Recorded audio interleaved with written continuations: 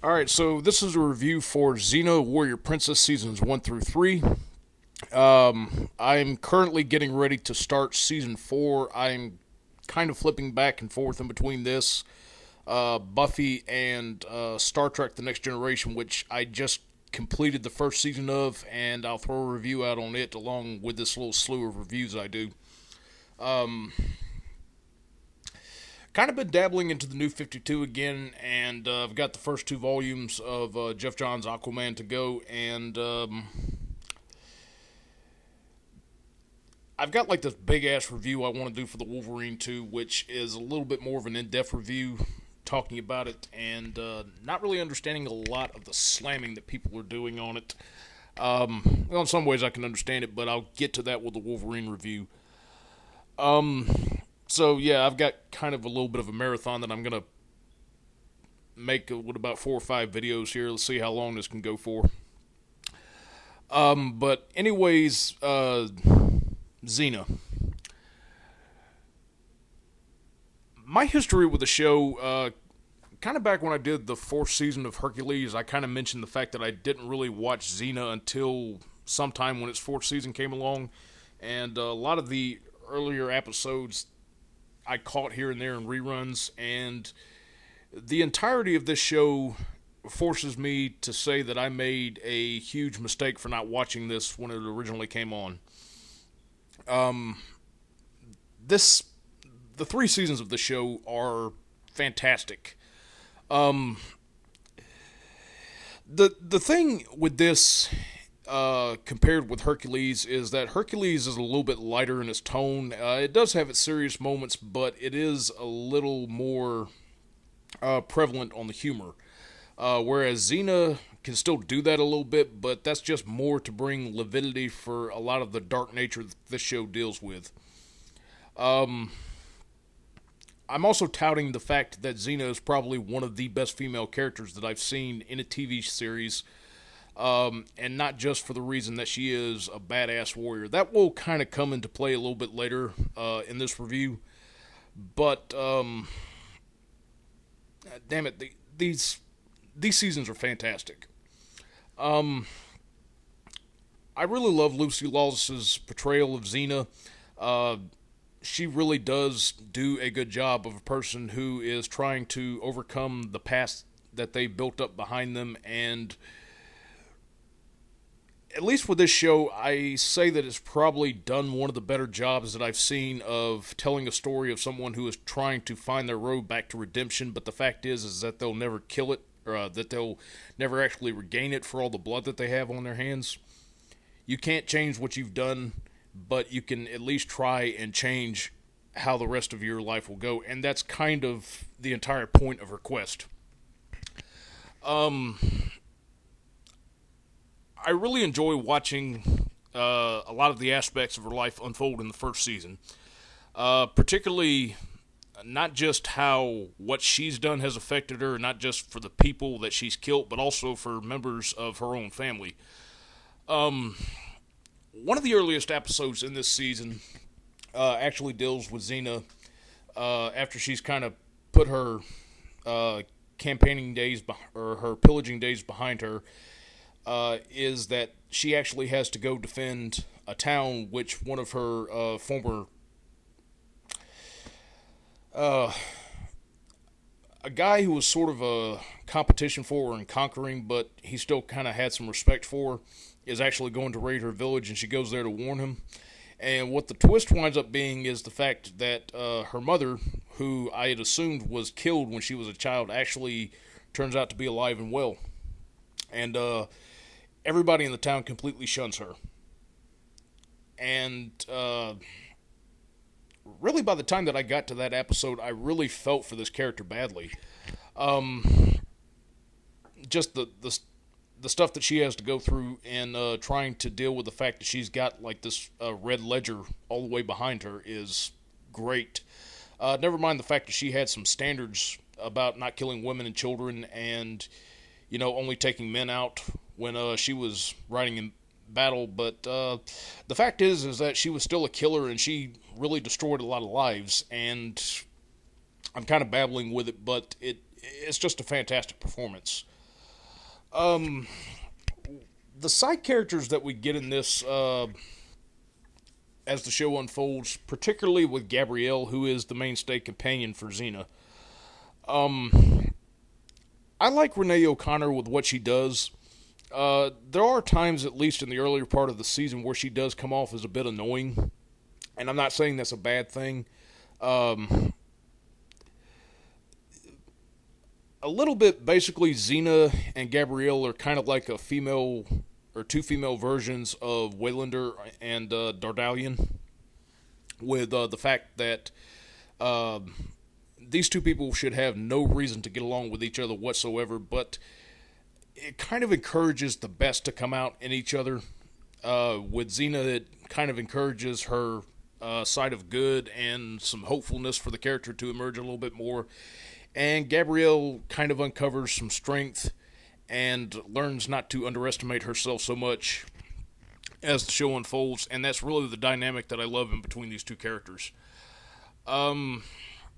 Teasing jokes of kind of the quasi-lesbian element to them, which keeps popping up. There's a couple of gags that go on, especially with one point where something very terrible happens to Xena, and well, there's kind of this point to where Xena's spirit is displaced from her body, and she winds up taking over Italicus, who also pops up in the show. And there's kind of this dream sequence where it looks like they're almost about to kiss, and it kind of breaks, and Italicus is actually having Gabrielle in his arms, and she's like, get your hands off my ass. That was funny. But there's other great things to the show that unfolds, too. This show is it's a lot darker than what Hercules got. It really deals with some areas of let's see, how's the best way to put this?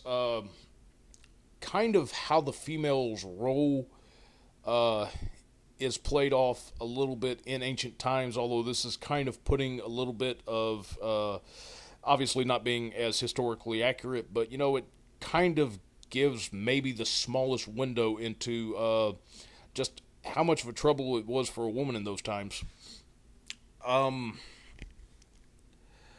There are some really other great areas that this explores, and even some great villains that pop up in this. Ares, obviously, who is kind of like the mainstay of Xena.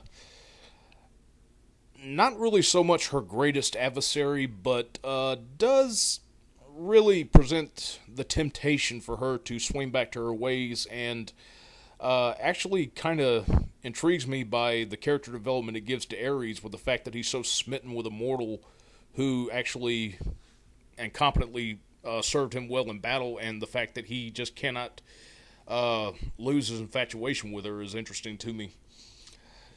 Now I have to talk about Callisto too, because that's the big character that everybody brings up when talking about Xena. Very much her antithesis. Xena didn't really come from an area where she was, horribly affected by conquerors. But it is a little bit of her past coming back to damn her, especially with Callisto when we learn her backstory, and just whatever sympathy you think you might have for the character kind of becomes lost as she unfolds, and she's basically... Callisto is basically a live-action Harley Quinn to me. But a lot more sociopathic than what Harley ever thought about being. The actress playing her does a terrific job performing as her. The stuff that they do with her is good, but then there's kind of some areas which will come up as these seasons unfold with how it bounces back and forth off of Hercules, which is going to be the main complaint that I have with this. I addressed this with Hercules, and I'll address it with this show. when they do crossover episodes is fine, but when it starts bringing up stuff that happened in the other show, and if you're not watching both of them right along with each other, it'll really throw you off. Because finally we kind of get to the point which answered a lot of the problems for me about where Callisto wound up where she did in Hercules and how he found her originally. So that's really kind of the jarring part is, if you're just watching one show and not the other, you're not really going to know what's happening, and it doesn't really bother to kind of fill in the blanks. Which is kind of something that I wish they had done with these DVD releases, is actually, if you're going to watch one show, at least kind of include the crossover aspects that would kind of fill in the gaps about how something took place. So if you just wanted to stick with one show, you didn't have to really bother with the other episodes, or at least provide some kind of throwaway exposition in there. But as the seasons go on, they will become much more tightly connected, particularly when we get to season 3, and it kind of sets up the stuff with Dayhawk, who's kind of alluded to, and he'll become much more prevalent, especially concerning Gabrielle's abuse at the hands of this guy, in which will wind up giving her a sociopathic child by the name of Hope, who I think is just Renee O'Connor doing actually one of the better jobs as portraying an evil version of herself, and it's just great. I'll probably throw up the review of Season 4 when I get through with it, probably in the next month or so. There's a lot of really good stuff in here. The crossover elements are going to be kind of a problem. Well, actually, I take that back, because there is one thing from the first season that I really do need to talk about that kind of bugged me. The first time that Hercules and Aeolus cross over into this is the episode where they actually have to go and rescue Prometheus, and anytime that we deal with spin-off shows, if there are two members of the opposite sex on there and they kind of test the waters at a romance in between them, if you didn't know the back history of Xena when she first showed up in Hercules and how much of an animosity existed in between her and Aeolus and the stuff that passed in between them, it's really cringing to go through that, and it kind of ruins what could have been a good episode.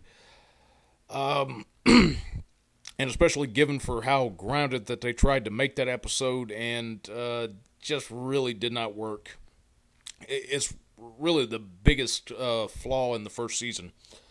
The other stuff that unfolds with the second season, Aeolus will pop in on occasion. We'll also bring in some others, Salmonius, Autolycus, and which by the way too, I forgot to mention, one of the biggest comedy shticks to come out of Xena Warrior Princess is going to be Joxer, who is played by Ivan Raimi, who's Sam Raimi's little brother.